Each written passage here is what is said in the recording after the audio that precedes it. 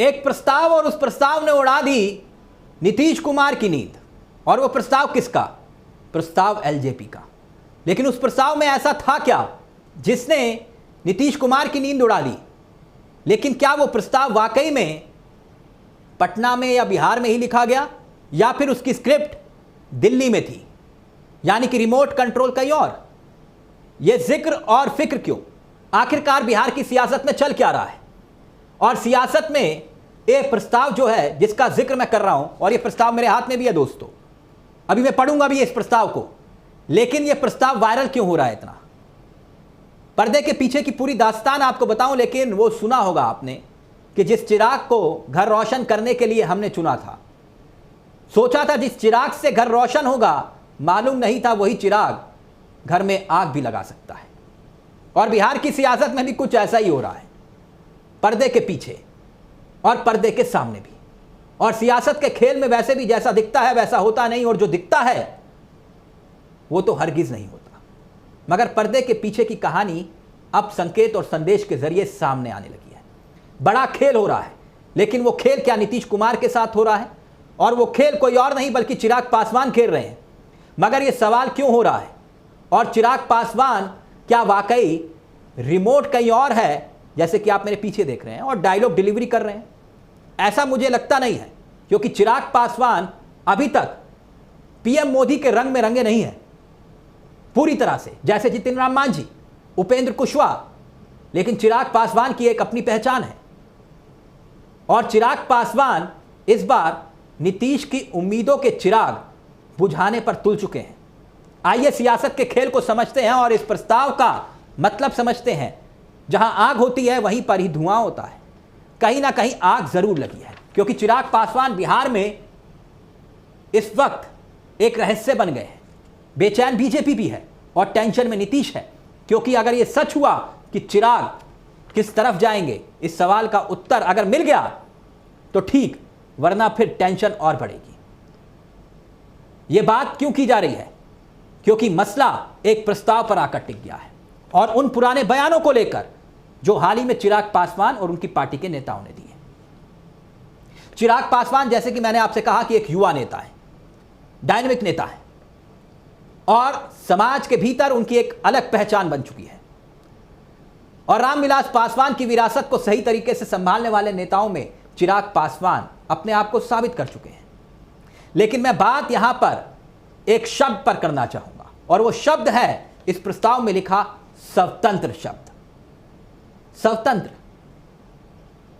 मैं ये बात कोट अनकोट कर रहा हूं, स्वतंत्र शब्द का जिक्र कर रहा हूं, क्योंकि पटना में एक मीटिंग होती है, मीटिंग जिसमें एलजेपी के तमाम नेता इकट्ठे होते हैं, प्रस्ताव जारी होता है, और यह प्रस्ताव जो है वो आपकी स्क्रीन पर भी है।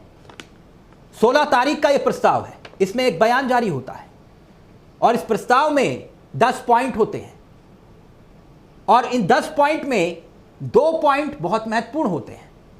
अब गौर फरमाइए, यह आपकी स्क्रीन पर, जिसमें लिखा है कि 16 मई 2025 की बैठक में पारित सभी प्रस्ताव न केवल पार्टी की राजनीतिक दिशा को स्पष्ट करते हैं, गौर कीजिएगा, राजनीतिक दिशा की बात की गई है, यानी कि भविष्य की पॉलिटिकल डायरेक्शन का जिक्र यहां किया जा रहा है, सामाजिक न्याय, राष्ट्रहित, बहुजन नेतृत्व का जिक्र यहां किया जा रहा है। कुल 10 प्रस्ताव हैं आपकी स्क्रीन पर, जिसका मैं जिक्र कर रहा हूं। कुछ प्रस्ताव तो बहुत आम हैं, जैसे हर राजनीतिक दल के होते हैं कि गरीबों को न्याय, पिछड़ा वर्ग और सामाजिक आर्थिक अधिकारों की रक्षा करना। दूसरा प्रस्ताव, भारत की सशस्त्र सेनाओं को सम्मान और समर्थन देना। तीसरा प्रस्ताव, बहुजन भीम समाज के बड़े नेता के रूप में राष्ट्रीय अध्यक्ष एवं केंद्रीय मंत्री माननीय श्री चिराग पासवान जी की सक्रिय भागीदारी और भविष्य की जिम्मेदारी।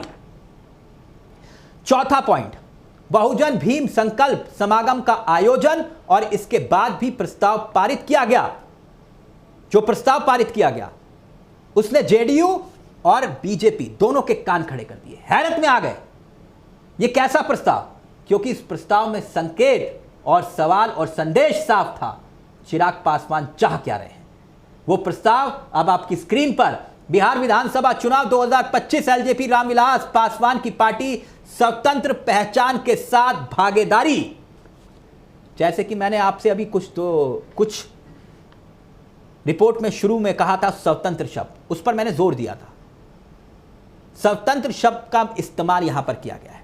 स्वतंत्र पहचान का मतलब क्या होता है? थोड़ा सा फ्लैशबैक में चलिए। क्या ये वही स्वतंत्र पहचान तो नहीं जो पिछली बार नीतीश कुमार के साथ खेल कर गई थी और नीतीश कुमार 47 सीटों पर आकर रुक गए? और आलम यह था कि पिछले चुनाव में विधानसभा में तीसरी पार्टी बन गए थे नीतीश कुमार। आपके सामने है, नीतीश कुमार तीसरे नंबर की पार्टी पर आ गए और उसमें चिराग पासवान की बहुत बड़ी भूमिका थी।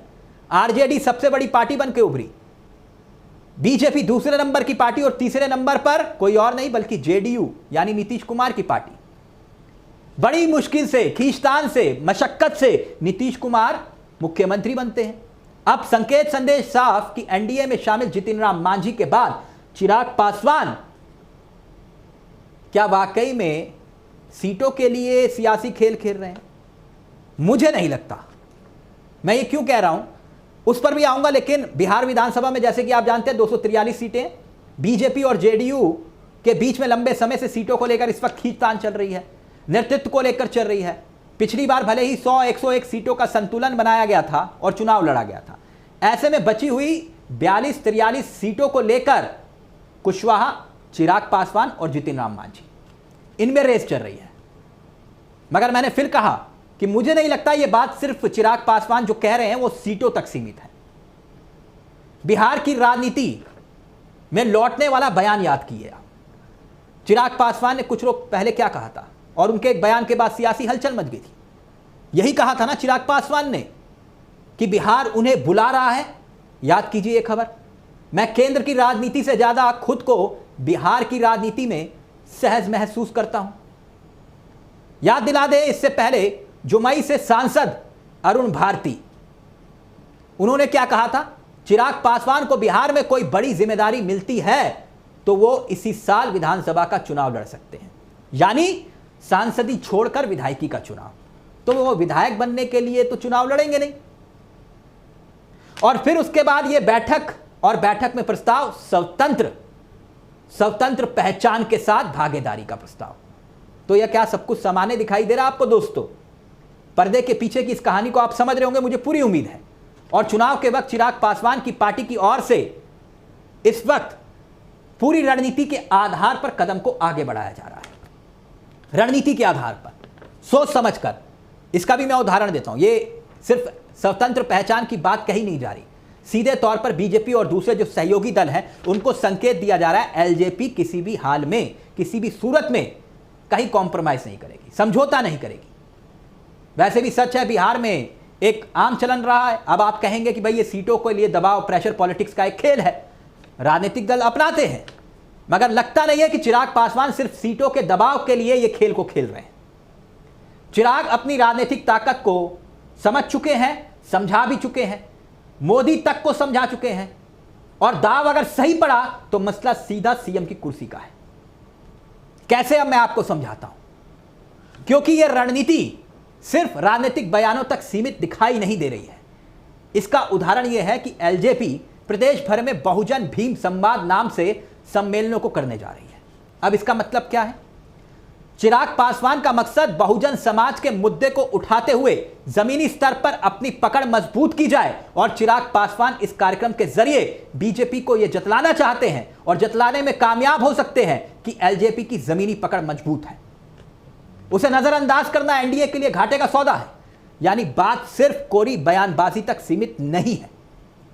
मगर सवाल यह कि चिराग फिर से अगर नीतीश की लंका लगाने में कामयाब हो गए तो फिर इसका राजनीतिक फायदा किसका होगा? सोचिए, सबसे ज्यादा राजनीतिक फायदा अगर किसी का होगा, जैसे कहते हैं ना 5 उंगलियां घी में। रिमोट देख रहे हैं मेरे हाथ में पीछे, किनके हाथ में है? उन्हीं का ही फायदा है। तो यह है सियासत का खेल जो बिहार की सियासी बिसात पर खेला जा रहा है। और रिमोट अगर वाकई में रिमोट कंट्रोल का इस्तेमाल हो रहा है तो फिर नीतीश कुमार के लिए भी ये खतरे की घंटी है। तो दोस्तों, इस खबर के बारे में आपकी क्या राय है? हमें कमेंट बॉक्स में जरूर बताइएगा। फिलहाल मुझे दीजिए इजाजत, और हाँ, अगर आपने इस चैनल को सब्सक्राइब नहीं किया तो प्लीज सब्सक्राइब कर लीजिएगा। मुझे तिलक चावला को दीजिए इजाजत। नमस्कार, जय हिंद, जय भारत।